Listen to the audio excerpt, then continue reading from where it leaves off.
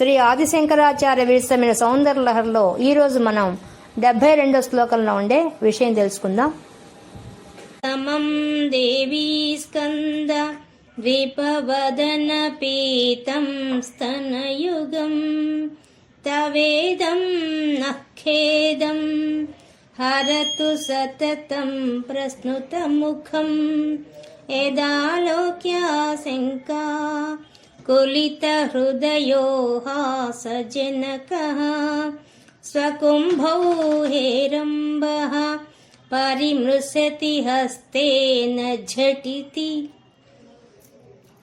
మనకు ఈ శ్లోకంలో ఆదిశంకరాచార్యులు గారు అమ్మవారి యొక్క పాలిండ్లు వర్ణిస్తున్నారు.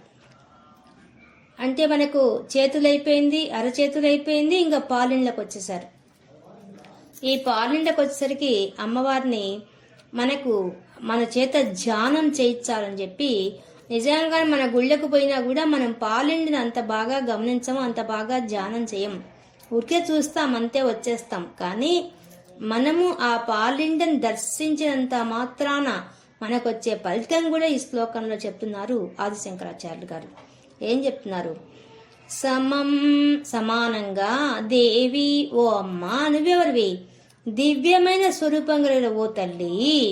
స్కంద, ఆ స్కందుడు అంటే ఆ కుమారస్వామి, ఆయన ద్విపవదనుడు అంటే గణపతి.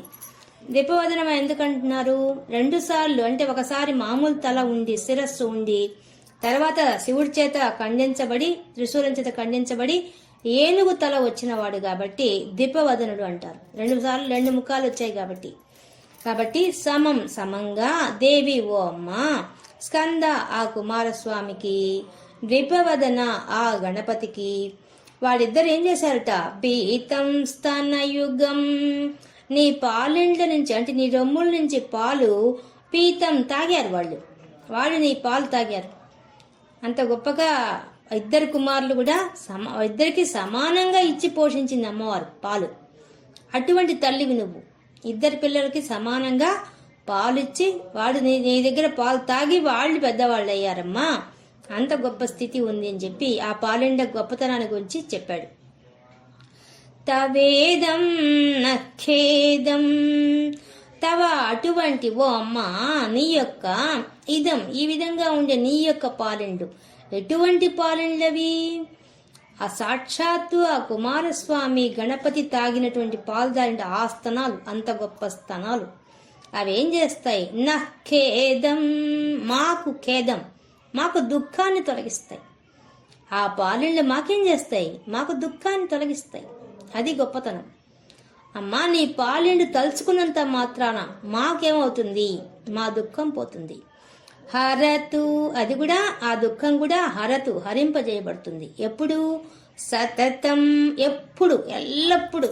ఈ రోజు ఉండి రేపు లేకుండా కాదు, ప్రతిరోజు ప్రతి క్షణం నువ్వు ఎప్పుడు తలుచుకుంటే అప్పుడు నీకే దుఃఖం ఉన్నా, ఏ ఆపద ఉన్నా, ఏ సమయంలో ఉన్నా అవన్నీ తొలగించే శక్తి అమ్మవారి పాలిండకి ఉంది. అది కూడా కాకుండా ప్రస్నుత ముఖం, ఆ పాలు ఇస్తున్నటువంటి అమ్మవారి ముఖంలో ఉండే ప్రసన్నమైన ముఖాన్ని ఎవరు దర్శిస్తాడో వాడికి ఈ ఫలితం వస్తుంది. చూడండి, ఫలితం కూడా శ్లోకంలో చెప్పేశారు ఆదిశంకరాచార్యులు గారు. అంటే మనం ఎలా ధ్యానం చేయాలో ఆయన చెప్పేశాడు. ఎలా చేయాలట? ఆ స్కందుడు ఆ గణపతి ఇద్దరు అమ్మవారు పాలు తాగారు. పాలు ఇచ్చిన అమ్మవారి యొక్క ముఖంలో ప్రసన్నత ఉంది. అటువంటి తల్లి యొక్క ముఖాన్ని దర్శించినంత మాత్రాన నీకు ఏమవుతుందంటే నఖేదం, మనకి ఖేదం పోతుంది, దుఃఖం పోతుంది, మనకు వచ్చే ఆపదలు పోతాయి, హరతు, హరింపబడతాయి. అది ఎప్పుడు?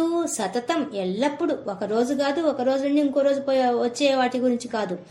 మనకి ఏ రోజు మన జీవితమే ఒక యుద్ధం. మన యుద్ధం చేస్తున్నా ప్రతిరోజు యుద్ధమే కదండి. ఎన్ని సమస్యలతో ఉంటాం. ఆ సమస్యలని తొలగించే శక్తి అమ్మవారి పాలిండ్లకు ఉంది. పాలిండ్లతో పాటు నీవు అమ్మవారు పాలు ఇస్తున్నటువంటి ఆ ప్రసన్నమైన ముఖాన్ని దర్శించినంత మాత్రాన నీకు అటువంటి భాగ్యం ఉంది అని మనకు ఆ నహ అంటే నాకు అర్థం. మనకు ఆదిశంకరాచార్యులు రచించే శ్లోకంలో మనమే చదివి మనమే భావించి మనమే ఈ శ్లోకాన్ని సృష్టించినట్టుగా రచిస్తాడు. అందుకనే మనం చదివితే మనమే భావించినట్టుగా అయిపోతుంది. కాబట్టి తవేదం తవ నీ యొక్క ఇదం ఈ విధంగా కనిపిస్తున్నటువంటి ఆ స్తనయుగం ఆ యొక్క పాలింటి రెండు నఖేదం నహ మాకు ఖేదం దుఃఖాన్ని హరతు హరించేస్తాయి.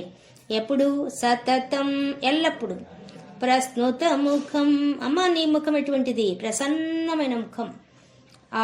ఇప్పుడు మనం కూడా చూడండి పాలు ఇచ్చిన వాళ్ళే మనందరికీ తెలుసు మనం పొందిన ఆనంద అనుభూతి అంతా ఇంత కాదు.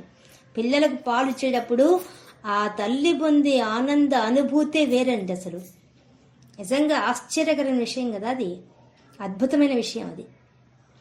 అందువల్ల అటువంటి ఆ తల్లి యొక్క ముఖాన్ని మనం చూసినంత దర్శించినంత మాత్రాన మనకుండేటువంటి ఆ బాధలన్నీ తొలగిపోతాయట.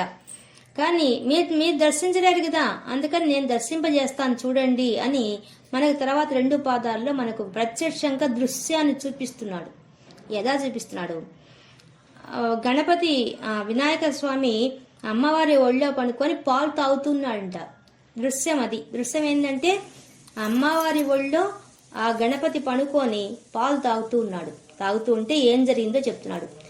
ఏదాలోక్యా శంకా కులిత హృదయో హాసజనక స్వకుంభౌ హేరంబః పరిమృశతి హస్తేన ఝటితి. ఏం చేశాట? హేరంబః. హేరంబుడు అంటే గణపతి, హేరంబ గణపతి అని పేరు. హేరంబ గణపతి ఆ యొక్క వినాయకుడు ఎత్ ఆలోక్య చూశాడు. ఏం చూశాడు? శంక. ఆయనకు అనుమానం వచ్చిందట. వాళ్ళ అమ్మవారి ఒళ్ళో కూర్చొని పాలు తాగుతున్నాడు ఆ గణపతి. తాగుతుంటే అని ఉన్నట్టు ఆయనకు అనుమానం వచ్చిందట. శంక అనుమానం వచ్చింది. ఏం అనుమానం వచ్చింది? ఆకులిత హృదయో, ఆయన మనసులో ఒక అలజడి మొదలైంది. ఏదో జరుగుతోంది అని ఒక ఆత్రంతతో చూస్తున్నాడు. ఏం చూస్తున్నాడు? స్వకుంభౌ. ఆయన ఏం చేస్తున్నాడు? పాలు తాగే పిల్లకాయలంతా ఏం చేస్తారు పిల్లలు? అమ్మ మెళ్ళో ఉండే మంగళసూత్రంతో ఆడుకుంటారు. ఒక రొమ్ముతో తాగుతుంటే ఇంకో రొమ్ము పట్టుకొని వాళ్ళు ఆడుకుంటుంటారు పిల్లలు. అలాగే గణపతి అమ్మవారి యొక్క ఒక పాలిండతో పాలు తాగుతూ, ఒక రొమ్ములో పాలు తాగుతూ ఇంకో రొమ్మును ఆయన ఆడుకుంటున్నాడు. ఆడుకుంటూ ఆయనకు అనుమానం వచ్చేసిందట. ఏమని? స్వకుంభౌ, తల మీద ఉండే కుంభస్థలం కాస్త ఇక్కడికి వచ్చింది అని చెప్పేసేసి, ఎక్కడికి వచ్చింది? అమ్మవారి దగ్గరికి వచ్చిందని చెప్పేసి, అమ్మవారు రొమ్ముగా అయిపోయిందని చెప్పేసి ఆయన ఏం చేస్తున్నాడు?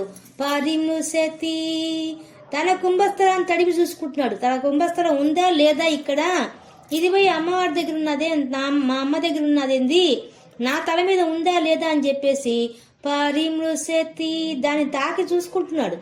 నా తల మీద ఆ కుంభస్థలం ఉందా లేదా, అది ఎట్టపోయింది, మా అమ్మ రొమ్ము దగ్గర ఉంది ఏంది అని ఆయన చూసుకుంటున్నాడు. పరిమృశతి హస్తేన, తన తొండంతో తడిమి జటితి, వెంటనే చూసుకుంటున్నాడట.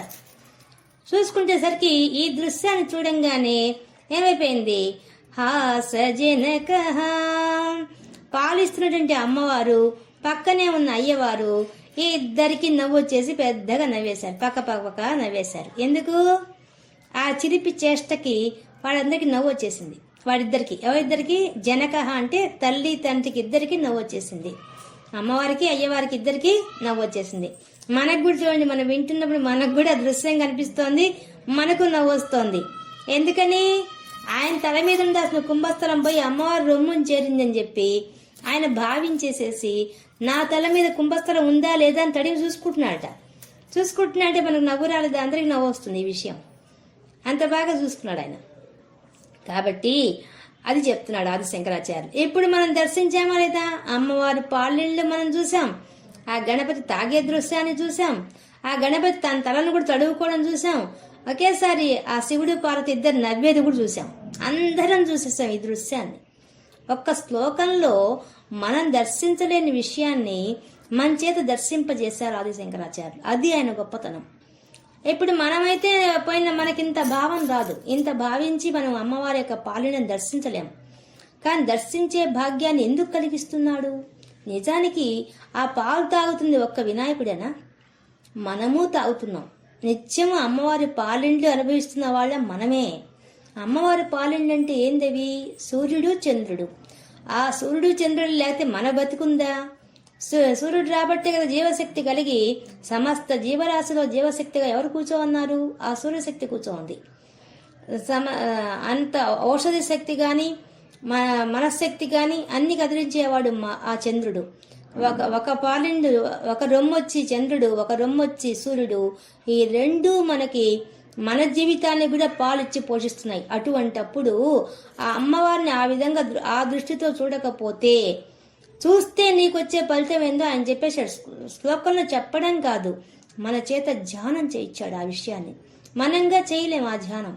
మనం అనుభవిస్తున్నా, మనము రోజు ఆ పాలు తాగుతున్నా మనకు ఆ స్పృహ లేదు. మనం ఆ సూర్యుడిని అనుభవిస్తున్నామని గాని, ఆ చంద్రుడి యొక్క కాంతిని అనుభవిస్తున్నామని గాని మనకేం స్పృహ లేదు. కానీ ఆ స్పృహ కలిగిస్తూ మనకింతటి భాగ్యాన్ని కలిగించారు ఆదిశంకరాచార్యులు ఈ శ్లోకం ద్వారా. అంటే దానివల్ల నీకు వచ్చే ఫలితం కూడా శ్లోకంలోనే చెప్పేశారు. మనం విడిగా ఈ శ్లోకం చదివితే ఇది ఫలితం అని చెప్పడానికి లేకుండా ఆయనే చెప్పేశాడు. నువ్వు చదివినంత మాత్రం భావించి చదవాలి. ముఖ్యమైన విషయం, ఈ శ్లోకాన్ని ఖచ్చితంగా భావించి చదవాలి.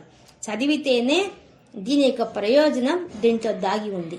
అది చెప్పడానికి ఆదిశంకరాచార్యులు ఈ విధంగా మనకి ఈ 72వ శ్లోకంలో ఇంత గొప్ప విషయాన్ని మన చేత ధ్యానం చేయించారు.